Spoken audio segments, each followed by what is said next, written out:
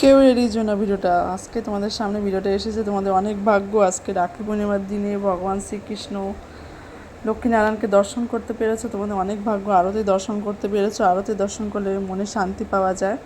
যে যেখানে আছো সেখান থেকেই তোমাদের মনের যত কথাগুলো ঈশ্বরের কাছে বলো, দেখবে তোমাদের সকল মনের ইচ্ছাগুলো ভগবান পূরণ করবে।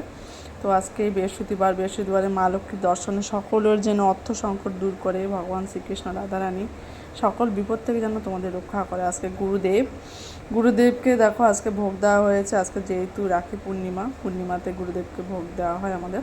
তো দেখো পাঁচালি দর্শন করো তোমরা সবাই, মা লক্ষ্মীর ভগবান শ্রীকৃষ্ণের ভোগ দর্শন করো। ভোগ দর্শনে দুর্ভোগ কাটে, তোমাদের যেন সকলের দুর্ভোগ কাটে, সকলের যেন মনে শান্তি ফিরে আসে। তো দেখো আমি আমার ছোট্ট গোপসোনাকে প্রসাদ খাইয়ে দিচ্ছি, ভোগ প্রসাদ। দেখো তোমরা সবাই দেখো গোপসোনা ভোগ প্রসাদ গ্রহণ করছে।